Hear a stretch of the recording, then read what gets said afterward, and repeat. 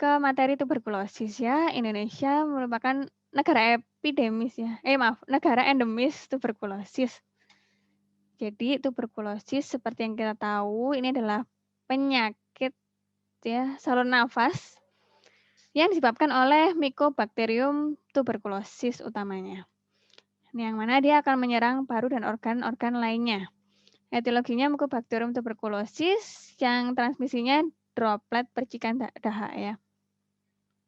Nah, selain dia menyerang paru, jadi kalau di paru dia akan menyerang parenkim paru ya, menyerang alveolus. Dia juga bisa menyebar ke kelenjar getah bening di sekitar, jadi limfadenitis TB.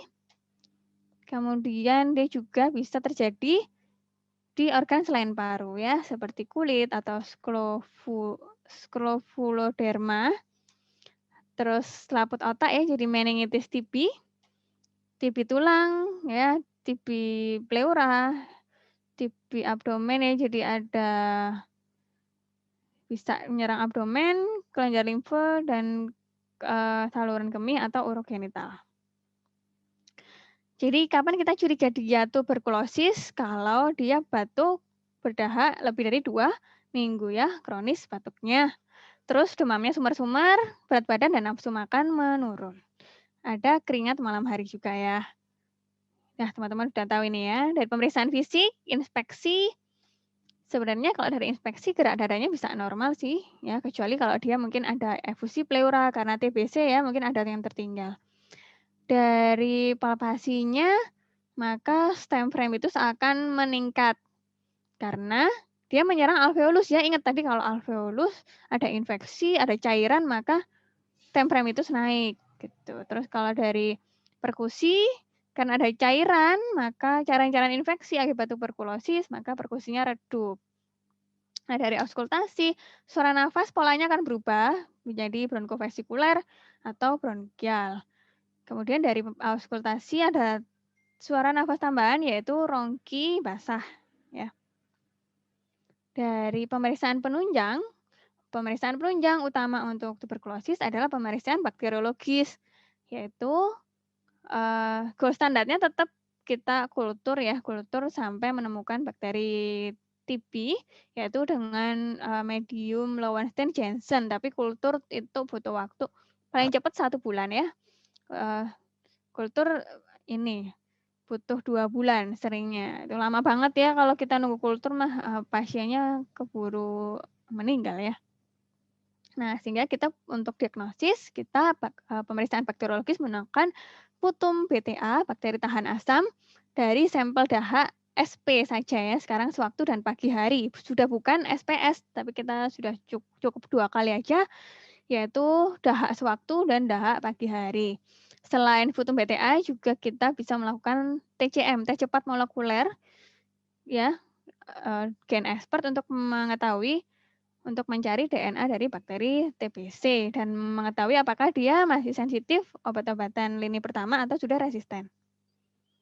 Kemudian untuk rongsen toraks juga bisa dilakukan.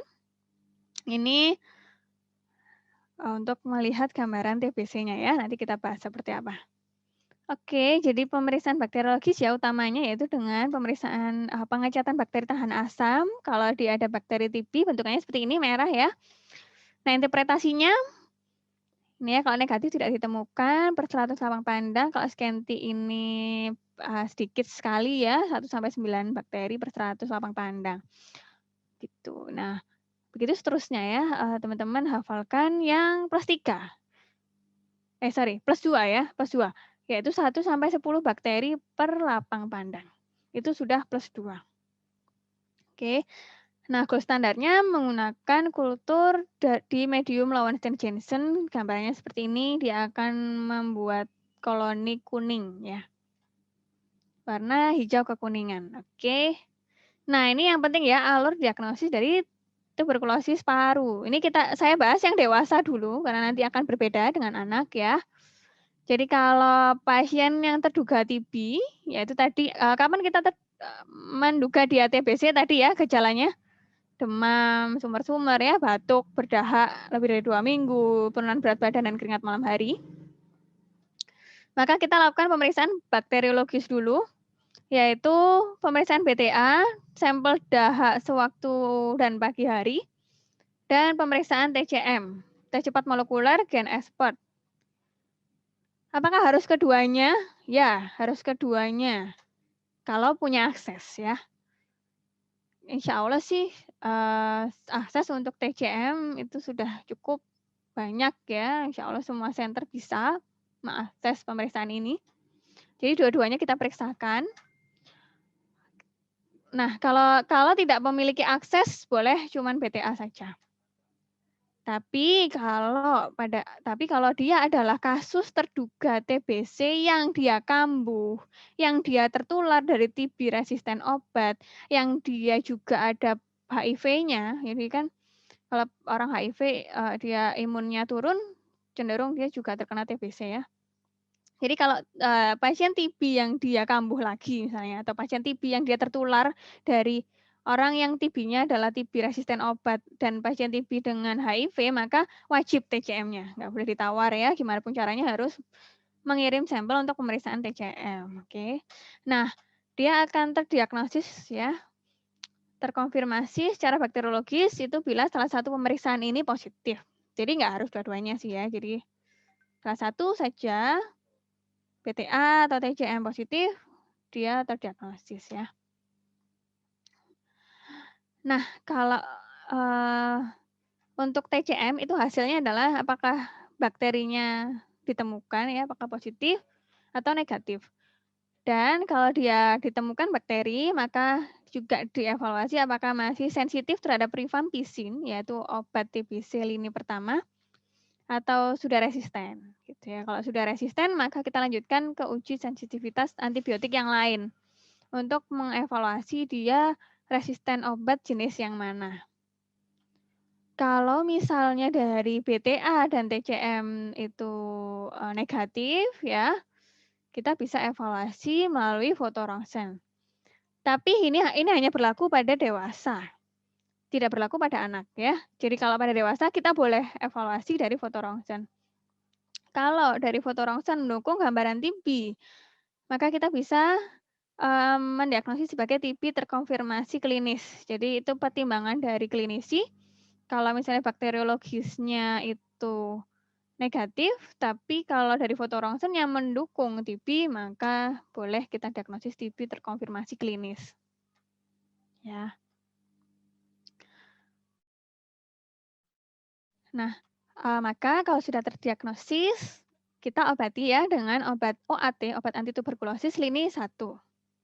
Selama dia masih sensitif terhadap rifampicin ya. TB terkonfirmasi klinis juga langsung OAT lini pertama. Kalau dia resisten rifampicin, maka status sementaranya adalah TB RR, resisten rifampicin. Kalau dia resisten, oke, kita akan cari apakah dia juga resisten terhadap obat-obatan TB yang lain ya, dengan pemeriksaan biakan dan uji kepekaan obat-obatan lini pertama maupun lini kedua. Kemudian kita klasifikasikan dia termasuk TB resisten jenis yang apa. Nah, seperti apa sih gambaran fotorongsen untuk TB? Ini ya gambarannya, yaitu kalau yang dia aktif adalah ditemukan infiltrat, ya lebih ke fibroinfiltrat ya, lebih ke fibroinfiltrat. Jadi infiltratnya itu sangat pekat, ya fibrosis, atau adanya kavitas penebalan pleura, atau ada kavitas dan ada penebalan pleura. Nah, di ini ya ada juga jenis yang TB miliar ya, ini ya, jadi seperti titik-titik seperti ini. Nama lainnya adalah Millet sign. Ini pernah keluar di UKMPPD ya. Nah, secara radiologi, TB bisa dibagi menjadi 3, minimal lesion, moderately advanced, sama far advanced. Kalau minimal lesion itu infiltratnya kurang dari sepertiga luas paru. Ini luas satu paru ya. Ini satu paru nih. Kalau ada infiltrat, nah infiltratnya nggak boleh lebih dari sepertiga ya. Dia harus kurang dari sepertiga luas satu paru. Dan tidak boleh ada kavitas. Itu minimal lesion. Nggak boleh ada kavitas ya. Ini kavitas nih. Kavitas pada TB bisa besar, bisa kecil ya. Jadi kalau ada seperti ring gitu, putih ya. Nah, itu kavitas. Nah, kalau moderately advanced, infiltrat tidak boleh lebih dari luas 1 paru. Jadi, kalau ada infiltrat nih, ini, itu nggak boleh lebih dari luas 1 paru. Dan bila ada kavitas, total diameternya kurang dari 4 cm. Jadi, kalau ada kavitas, itu di total ya, diameternya tidak boleh tidak boleh lebih dari 4 cm ya. Kalau lebih dari itu adalah far advance. Jadi, ini jelas far advance ya, kelihatannya. Oke. Nah, apa obatnya? Obatnya adalah obat-obatan antibiotik untuk tuberkulosis.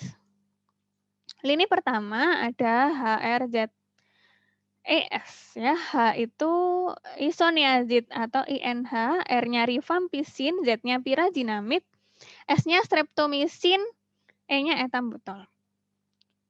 HRZS ini bersifat bakteriosidal, jadi membunuh. Kalau ethambutol bakteriostatik ya, menghambat pertumbuhan.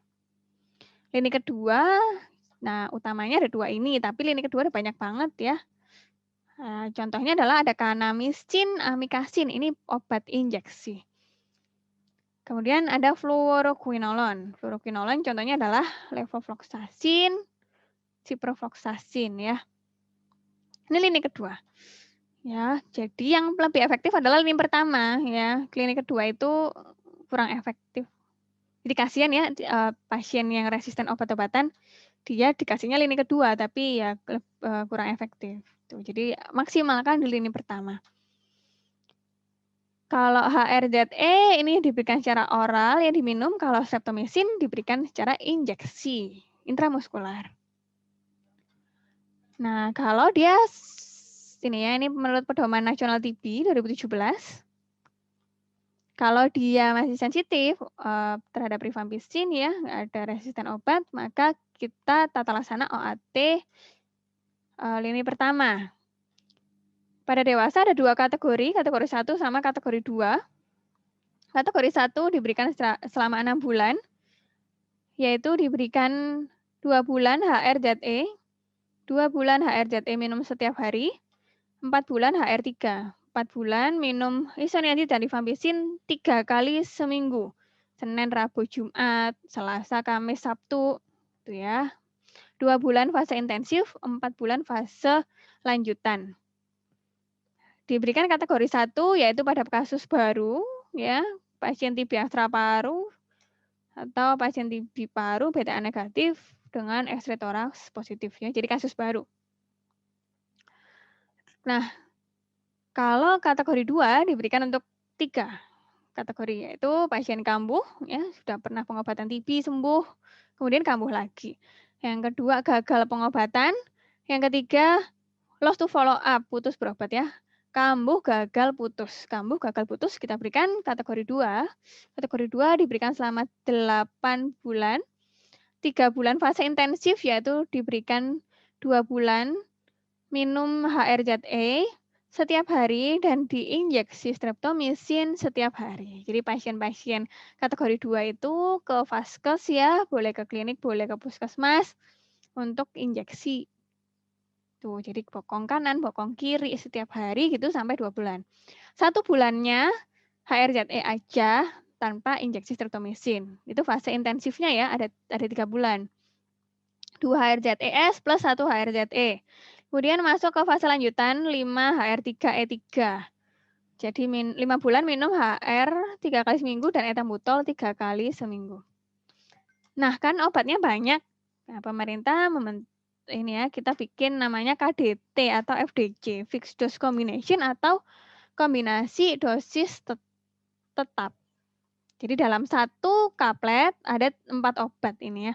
Jadi ada 4 KDT, ada 2 KDT. Kalau 4 KDT berarti isi dari 1 kaplet itu ada 4 obat yaitu RHZE. Kalau 2 KDT maka isi dari 1 obat itu adalah ada 2 yaitu R sama H. Nah, ini dosisnya tetap ya. Nanti pemberiannya berdasarkan berat badan. Nah, ini sering juga keluar di UKMPD ya. Tuh, kalau dewasa mulai dari berat 30 kilo ya, 30 sampai 37 kilo kita berikan 2 tablet. 38 sampai 54 kita berikan 3 tablet. 55 sampai 70 kilo 4 tablet, lebih dari sama dengan 71 5 tablet. Ini harus hafal ya range-nya. Gini sih aku menghafalkannya adalah jadi kan 30 sampai 37. Ini 37 ditambah 17 itu 54, 54 tambah 16 70 ya. Di atas itu 5 tablet. 2, 3, 4, 5. Untuk intensif pakainya yang 4 KDT ini warna merah ya kapletnya. Kalau yang lanjutan kan cuman R sama H kan. Ini pakai 2 KDT ini yang warna kuning. Jadi teman-teman bisa tahu, Bapak, Ibu lagi minum obat yang merah atau kuning. Kalau merah berarti dia lagi ada di fase intensif, kalau dia lagi minum yang kuning, berarti dia sudah ada di fase lanjutan. Nah, kalau untuk yang kategori 2 sih sama ya. Tapi ya beda ya, beda lama pengobatannya juga. Tapi jumlah tablet KDT-nya sih sama ya. Untuk berat 30 sampai 37 kg, pemberian injeksi streptomycin sebanyak 500 mg. Kalau 38 sampai 54 plus 750. 55 sampai 70 plus 1000 ya ditambah dengan 1000 mg streptomycin injeksi. Ini untuk kategori 2. Jadi rentang berat badannya sama ya. Urutan dari dosis injeksi streptomycin 500, 750 dan 1000 mg atau 1 gram. Oke, seperti itu ya. Ini harus hafal betul karena ini pasti keluar ya, ini kompetensi 4. Oke, jadi gitu kalau TB paru, kalau misalnya TB kelenjar pun ini juga sering banget terjadi ya. Biasanya di regio coli karena memang KGB terdekat dari paru ya. Dia akan ciri-cirinya kalau TB limfadenitis TB atau TB kelenjar tuh benjolannya nggak merah ya. Terus dia nggak nyeri, teman-teman. Beda dengan limfadenitis bakteri yang lain, ya kalau TB itu nggak nyeri, kenyal ya. Dan dia biasanya bisa besar, bisa kecil, dan dia berjalan sejajar dengan musculus sternocleidomastoid. Musculus sternocleidomastoid. Dan dia bisa pecah, kayak gini pecah ya. Kayak gitu. Dan ini tidak berespon dengan pemberian antibiotik selama 2 minggu, kok tetap ya kita bisa curiga dia adalah TB kelenjar. Benjolannya bisa membentuk rongga dan discharge. Kalau kita evaluasi biopsi kelenjarnya ini kita biopsi ya, gambaran histopatologi anatominya adalah gambaran granuloma dengan nekrosis perkijuan di tengahnya dan dapat pula ditemukan gambaran sel Datia Langhans dan atau kuman TB ya. Nekrosis granuloma dengan nekrosis caseosa ada gambaran sel Datia Langhans. Obatnya sih TB kelenjar kategori 1 kalau dia termasuk kasus baru ya.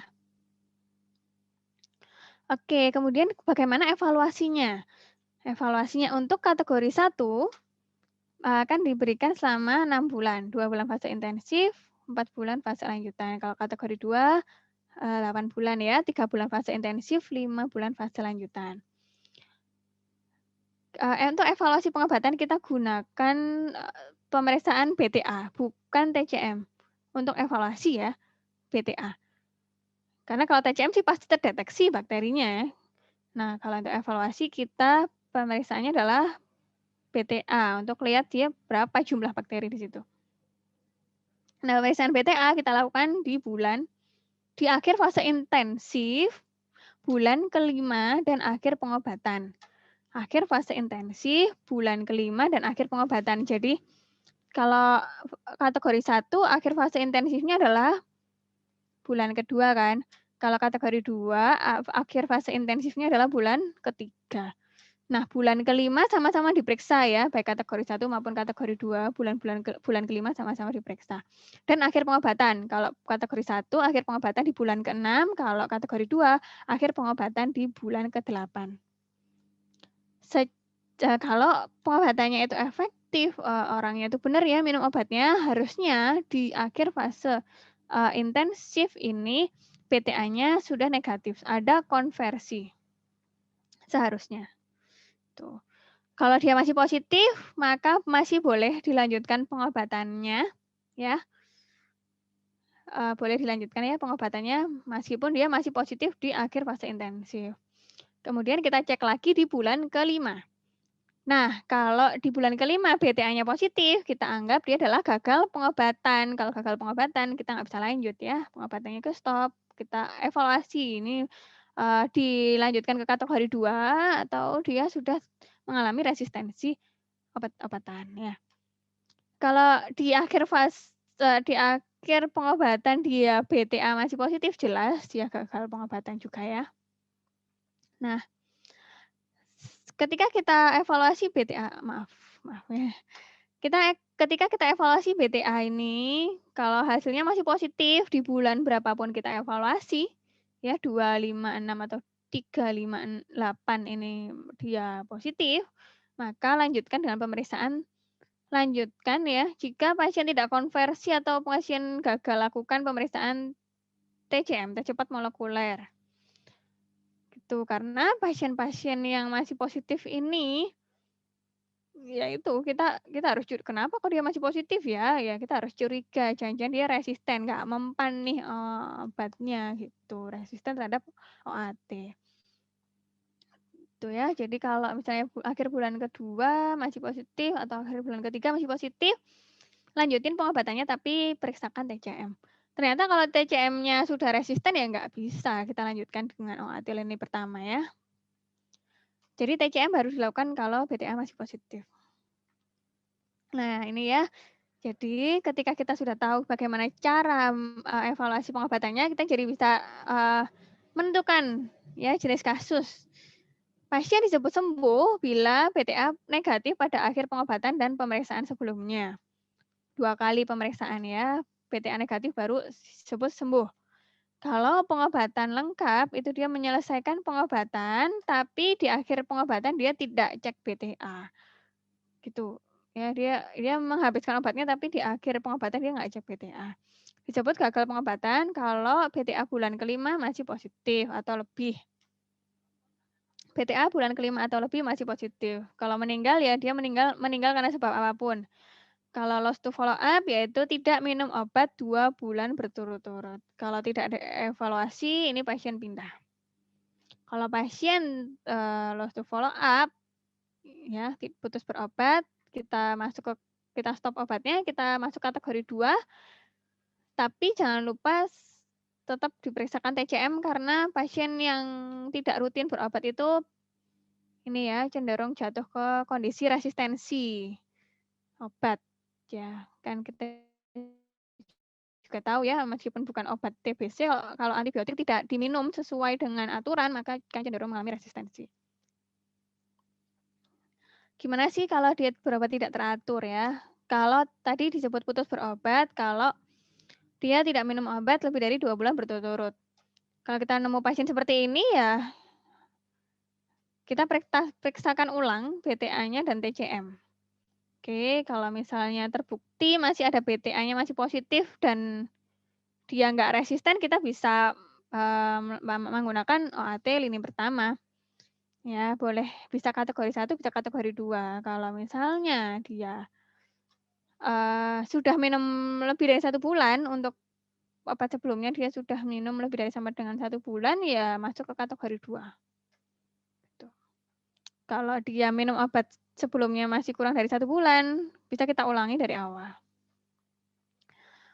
Kalau dia putus berobat tapi nggak sampai 2 bulan, ya nanggung nih kan, 1 sampai 2 bulan, periksa ulang lagi BTA sama BTA ya, sama TCM-nya juga. Kalau dia negatif, lanjutkan pengobatan. Jadi kalau misalnya dia tidak rutin berobat ya, tidak rutin minum obat kurang dari 2 bulan, konsepnya adalah lanjutin aja obatnya gitu. Kecuali kalau lebih dari 2 bulan. Kalau lebih dari 2 bulan, kita ganti dengan kategori 2. Ya. Kalau kurang dari 2 bulan, lanjutin obatnya. Kecuali ini dia udah di bulan ke-5 deh, pengobatan bulan ke-5. Pengobatan bulan ke-5 ya, kalau bulan ke-5 kan bulan ke-5 kan kita cek BTA tuh. Kita cek BTA dan kita harus menentukan dia pengobatannya gagal atau enggak. Kalau dia sudah masuk di bulan kelima dan BTA-nya masih positif, ya nggak bisa dilanjutkan ya, kita harus ganti kategori 2 selama dia masih sensitif gitu. Ini maksud dari kolom yang ini, total dosis sebelumnya kurang dari 5 bulan atau lebih dari 5 bulan.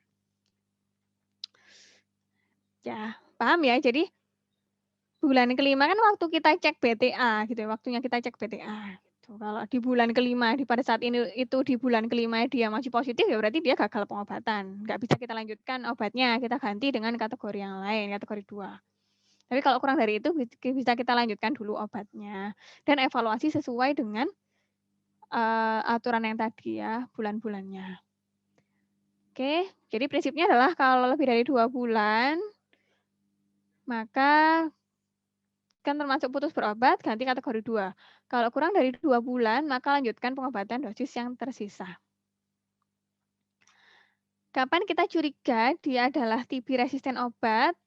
Ya, ini ya yang aku tandain warnanya. Jadi kalau pasien gagal pengobatan itu kita harus curiga ya. Ini telomer pertamanya udah nggak mempan nih, berarti ada resisten gitu.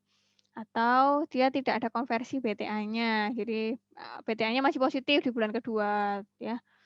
Atau bulan ketiga itu masih positif, kita bisa curiga dia resisten. Atau dia emang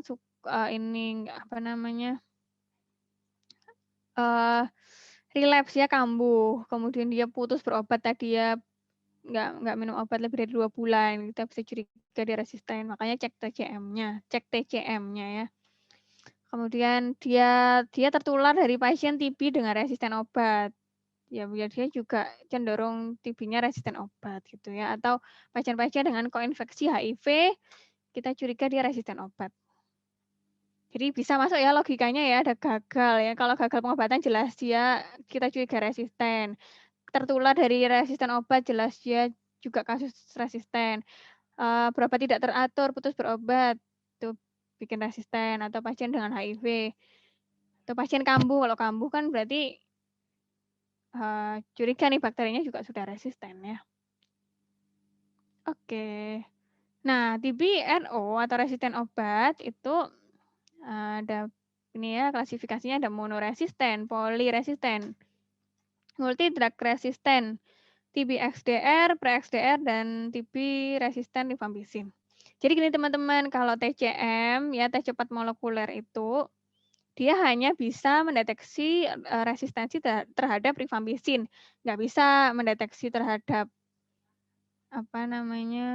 isoniazid, ethambutol ya, pirazanamid nggak bisa. Jadi cuma bisa rifampicin. Nah, terus gimana taunya supaya tahu untuk obat-obatan yang lain, maka kita lanjutkan dengan kultur sensitivitas antibiotik lini pertama maupun lini kedua gitu. Baru kita bisa menggolongkan TB resisten obat ini.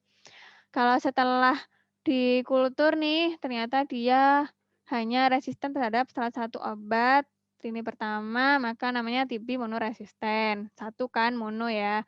Kalau lebih dari satu obat, namanya poliresisten. Nah, ada ada multi drug resisten. Bedanya adalah, ini sama-sama lebih dari satu obat resistennya, tapi bedanya adalah pada MDR, dia resisten minimal terhadap isoniazid dan rifampicin secara bersamaan. H dan R dan H ya. Kalau dia resisten terhadap isoniazid dan rifampicin, itu dia masuk MDR ya. MDR, multi drug resistant. Kalau nggak memenuhi itu, masuknya adalah poliresisten gitu ya. Contoh, kalau poliresisten itu isoniazid dengan rifampicin dengan pirazanamid gitu. Itu poli. Ya, kalau rifampicin, pirazanamid dan isoniazid, nah itu masuk MDR. Karena sudah ada isoniazid dan rifampicin di situ. Bukan poli lagi, tapi multi drug resistant. Karena isoniazid dan rifampicin ini obat fundamentalnya, obat dasarnya pada TBC itu ini. Nah, ada lagi TB XDR, yaitu TB MDR ya, MDR TB ini yang kemudian resisten lagi terhadap obat lini kedua, ya, yaitu golongan fluoroquinolone dan minimal salah satu dari OAT lini kedua jenis suntikan. yaitu kanamisin, kapreomisin, dan amikasin. Fluoroquinolone dan obat jenis suntikan. Kalau pre-XDR itu fluoroquinolone atau salah satu obat suntikan lini kedua. Gitu ya, kalau XDR sudah dua-duanya. Jadi MDR plus resisten lini kedua, dua-duanya. Kalau pre-XDR, MDR yang resisten terhadap fluoroquinolone atau obat lini kedua jenis suntikan. Kalau TPRR itu TB resisten rifampicin, yaitu jadi TPRR ini jadi TPRR ini bisa masuk ke jenis penggolongan lain ya, yang mana intinya adalah kalau dia resisten terhadap rifampicin ya kita bilang TPRR ya. Gitu. Tapi sebenarnya kalau kita masih menggunakan istilah TPRR itu biasanya kita masih di tahap TCM. Jadi kultur sensitivitas antibiotiknya belum ada hasilnya. Ya. Kalau dia resisten obat, maka ini adalah panduannya diberikan selama 20 sampai 24 bulan ya.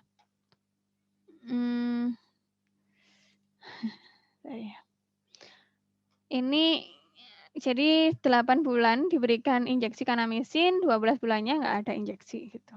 Ya, kalau 24 bulan, 12 bulan injeksi, kemudian obat lanjutannya tidak ada injeksi.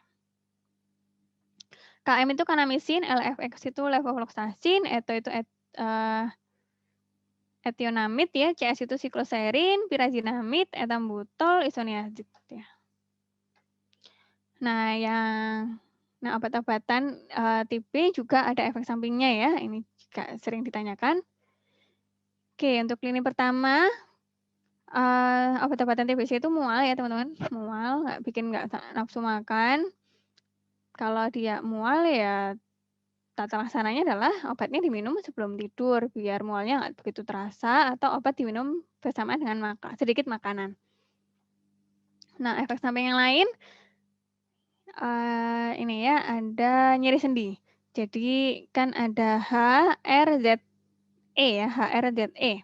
H itu kan INH. INH itu efek sampingnya adalah kesemutan ya, neuropati. Kan INH, N neuropati. Terus kalau HRR, rifampicin, R itu red.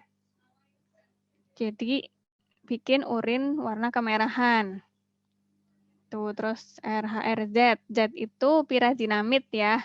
Z itu adalah sendinya sakit, jadi efek sampingnya adalah nyeri sendi.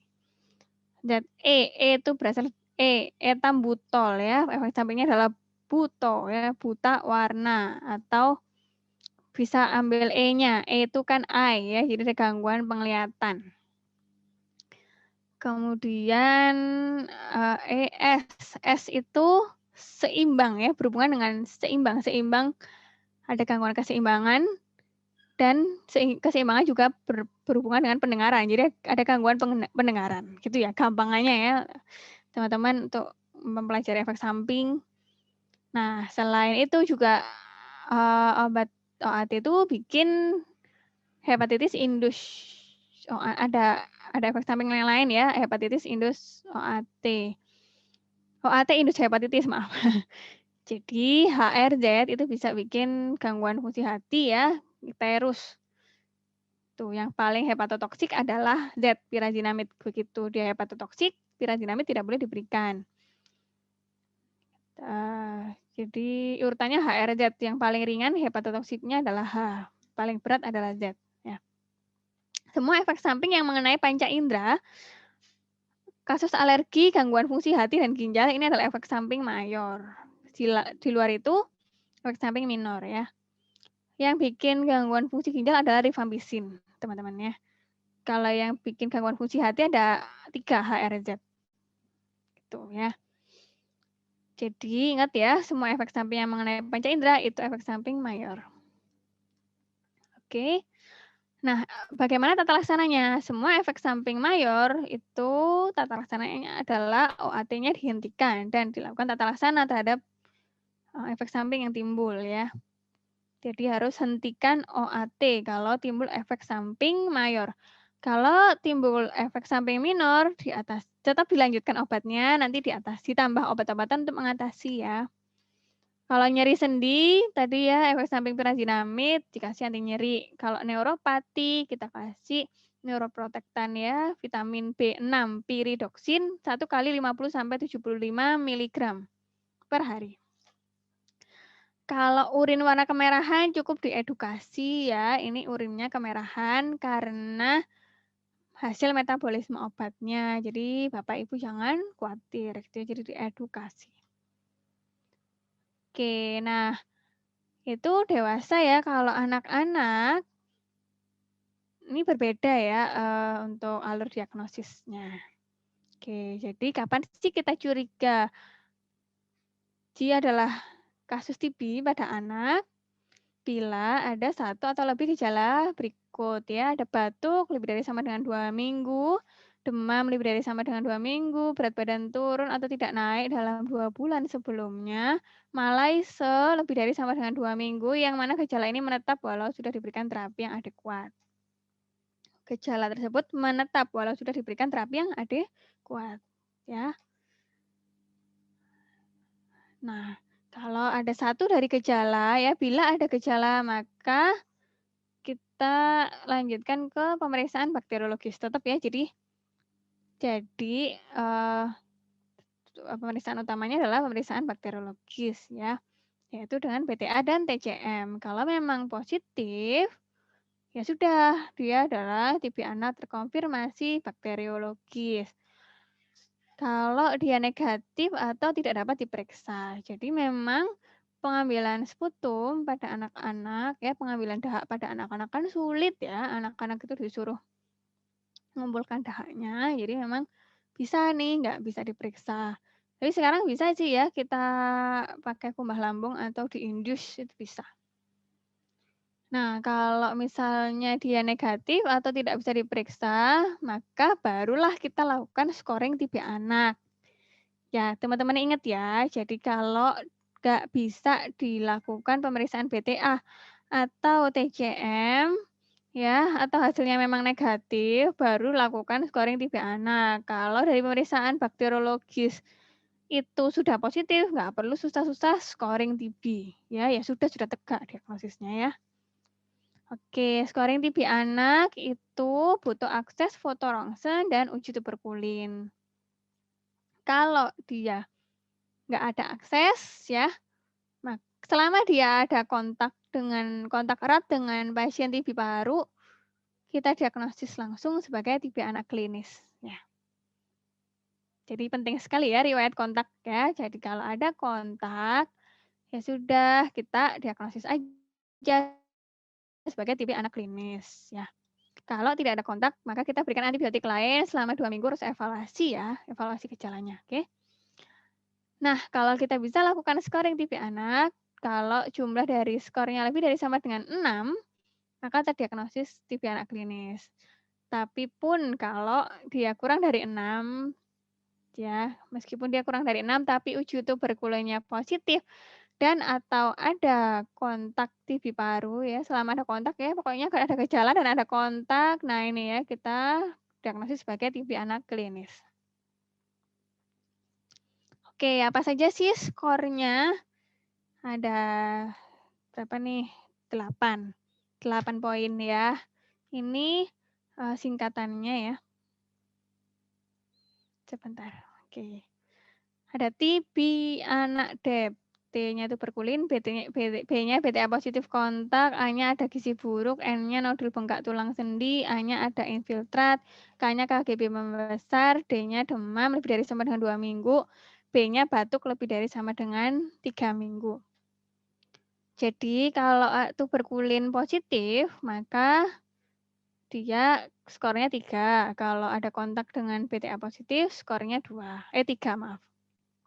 Kalau ada kontak dengan pasien yang BTA-nya positif, skornya 3. Kalau ada gizi buruk, skornya 2. Nah, yang sisanya ini skornya 1. Kalau ada nodul bengkak tulang sendi, skornya 1. Kalau ada infiltrat dari foto rongsen, skornya 1. Kalau ada KGB membesar, skornya 1. Kalau ada demam dan batuk, skornya 1 ya. Nah, ini yang aku bilang bahwa kalau foto rongsen pada anak-anak tidak bisa menjadi dasar diagnosis satu-satunya. Kalau pada dewasa boleh, tapi kalau pada anak-anak nggak bisa. Dan bahkan di sistem scoring, poinnya cuma 1 ya. Pasien disebut tuberkulinnya itu positif kalau dari indurasi atau benjolan warna putihnya itu diameternya lebih dari sama dengan 10 milimeter. Atau pada keadaan imunosupresi lebih dari sama dengan 5 milimeter. Ya, jadi contoh keadaan imunosupresi adalah HIV, kanker ya, autoimun, gizi buruk. Ya, jadi kalau hati-hati pada keadaan anak-anak yang imunosupresan kalau, indurasinya lebih dari sama dengan 5 milimeter sudah positif, skornya 3 ya, besar. Oke, gitu ya. Itu untuk alur diagnosis TB anak. Nah, jadi hati-hati, jadi penting banget poin kontak ya pada pasien pada anak ya. Kalau ada anak yang ternyata dia kontak dengan pasien TB ya, kita harus evaluasi betul apakah ada gejala atau enggak.